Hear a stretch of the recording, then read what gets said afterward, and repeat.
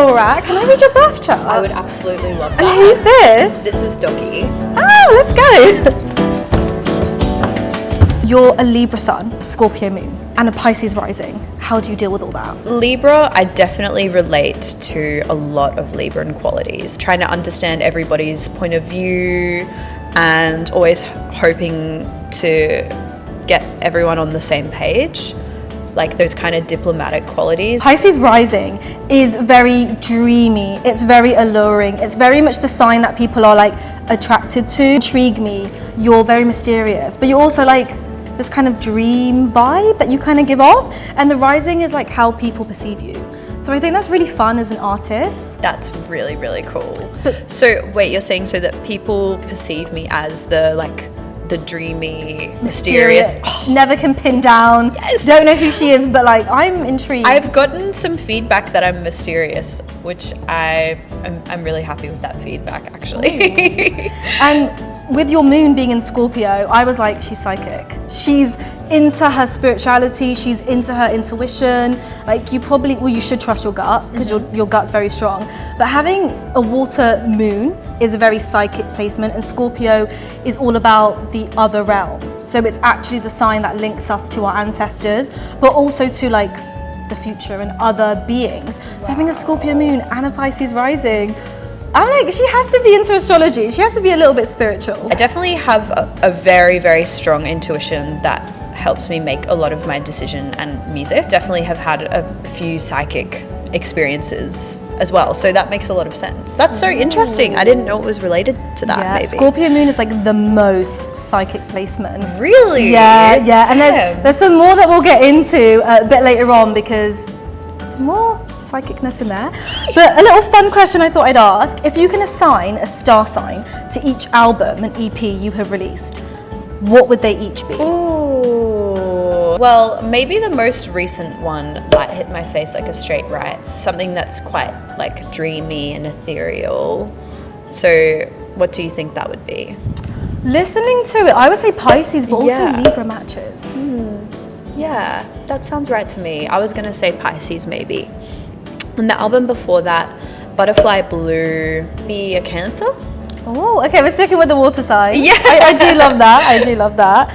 Okay, nice. And what about In the Sky? Somewhere between a Scorpio and a Pisces for that too. I don't know. Okay, I like that. So you're very much into your waters, your cooling sign. Yeah. Yeah, I think that's really fun and really important. So the other thing I kind of want to talk about, you have a very special placement, having Jupiter in the first house of Pisces. Do you know what that means? I have no idea. Okay, so has anybody ever told you have Jupiter in your first house? Did you know you have like 12 houses as well?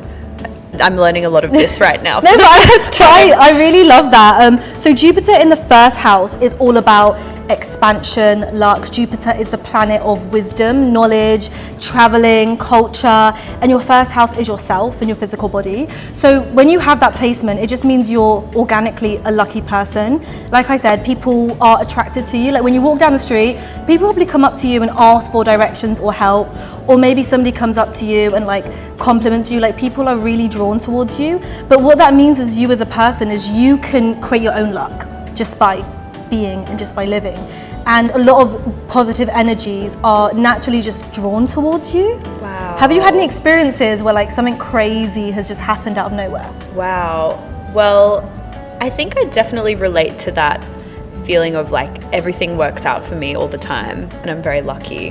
That's always just been my worldview, like how I see myself in the world. And things like that happen all the time. And a little thing that always happens is I always get given pastries at cafes. What is something you have for somebody? Ooh. Cheeky little play on your song. Wait, something I have for somebody? I don't know why this made me think of it, but my best friend has started she has like a signature thing that she brings to picnics now, which is a box of fortune cookies. And I'm going to copy her and I'm going to start bringing fortune cookies to picnics. What is a sign that's a ray of light? Ooh, okay. I'm going to think about a sign that I have a lot of in my life. Capricorns, Tauruses, and Scorpios. All of my Capricorn friends I find really calming to be around. Like my best friend Denim. And then all of my Taurus friends, I don't know what it is. I mean, they're all very organized actually, which is helpful. Like I work with a lot of my crew are Taurans. Maybe the Tauruses are my rays of light right now because they are extremely helpful and generous with their energy and very organized in ways that I sometimes am not. I love that. Yeah. So kind of following that vibe, what is the sign you would say is an angel? Maybe kind of Scorpio. A lot of the Scorpios in my life are very sensitive in this way that is really beautiful.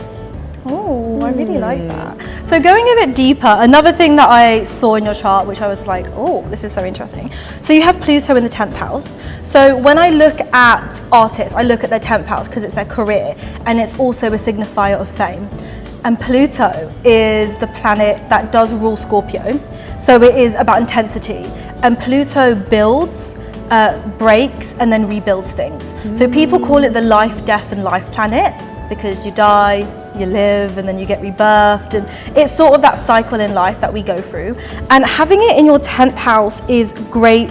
It's a very big impact. It's a powerful placement. Cool. It kind of shows that like you're like a force to be reckoned with, and having that in your career house, it really shows you are the driving factor for your career, your success, your longevity. But something also interesting is it's something where you will leave an impact in the world. It's very much a sign of legacy.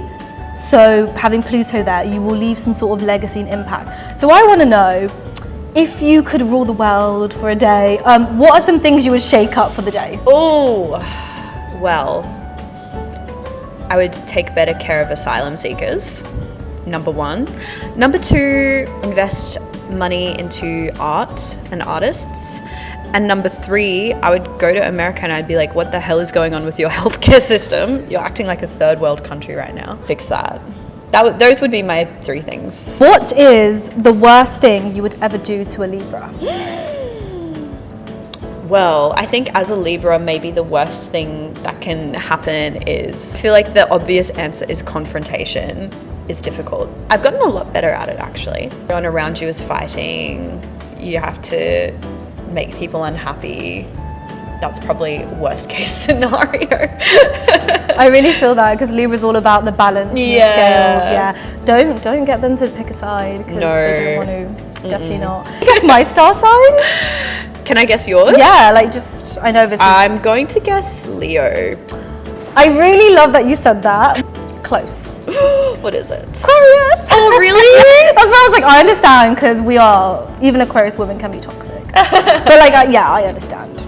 Okay, tell me if this is true, but I think Aquarians always dress really cool and like kind of a little bit out there clothes. Yeah, they do. That's why I thought you were an Aquarius rising, because I was like, she gives me like cool, but like not trying to be, but like I don't care about what's going on with the fashion trends. I just want to do me. And Aquariuses are like, they're like rebellion. They're anti what's going on. They're like, let's go away and let's do what we want to do. Yeah, because I think all the Aquarians in my life dress really well, but really fun.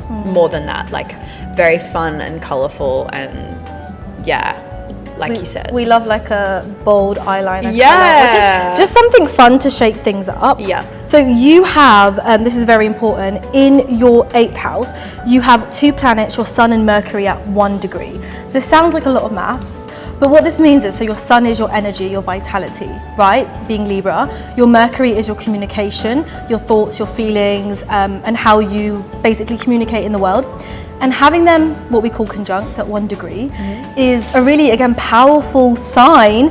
And it's actually something in Vedic astrology that we pronounce as Bharati Yoga. And it's such a special placement because it's very rare. It can basically say that you have the power to become a leader, a world leader, maybe a cult leader, but you have a lot of influence in you, your energy, and what you're saying. So like your words, like people probably tend to, if you are an influencer, when you're like, buy this product, people will be like, no questions asked, I'm gonna buy this product. Like, there's a lot of trust and there's a lot of knowledge, but it's also because in the 8th house, it shows a lot of signs of like wit, intelligence, and like things that are hidden. So most people don't see. But when I was reading it, I was like, oh my God, she's gonna be so witty and maybe sarcastic and so like giving it back to me. But it's really interesting. Do you like see this playing out in your life? I have this feeling that when I speak, people really listen, if that's related. And I do find myself like in group scenarios often just naturally taking the lead as well. So that's really interesting. Ooh, would you ever become a cult leader? Cult leader, yes. What would you be a cult leader of? Some sort of like vegetarian cult. So what would be your top vegan cities in the world? Ooh, Germany is surprisingly very vegan friendly. I live in Melbourne and it's so good for vegan food. What sign pulls on your heartstrings? Ooh, not one in particular, but today I'm gonna say Tauruses because they're, yeah, just around me. I just am so drawn to Tauruses in friendships. Oh, I love that. Well, thank you so much. It was so fun reading your chart. Thank you. And yeah, have a good show. Thank you. All right, see you.